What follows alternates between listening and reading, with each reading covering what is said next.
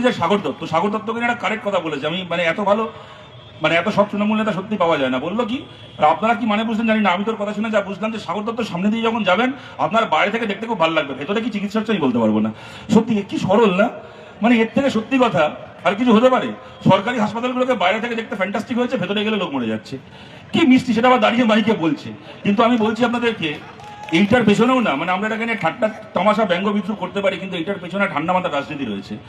মুশকিল হচ্ছে যে কোনো সাগর দত্ত বলুন কি যে কোনো হাসপাতালের সামনে দিয়ে, এছাড়া এই সাগর দত্তের কথা বলছে তাই লজ্জা করছে না বলতে, আরজি করেন কত ঘটনার পরে আপনাদের মনে আছে সাগর দত্তদের সরকারের পুলিশের গার্ডের চেকপোস্ট বন্ধ ছিল, ভেতরে ডাক্তারদেরকে পেটানো হয়েছিল ওখানে, যখন আরজি করের আন্দোলন যখন তুঙ্গে সেই সময় সাগর দত্তের ঘটনা ঘটেছিল।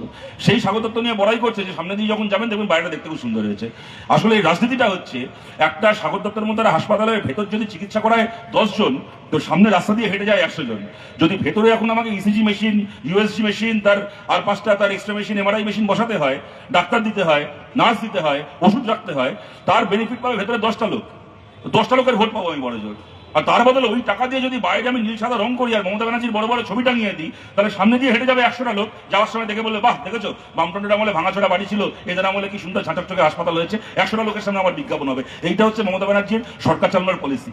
এই পলিসি দিয়ে পশ্চিমবাংলার মানুষের আখেরে কোনো ভালো হচ্ছে না খারাপ হচ্ছে, এটা আমরা বিচার করি। আসুন।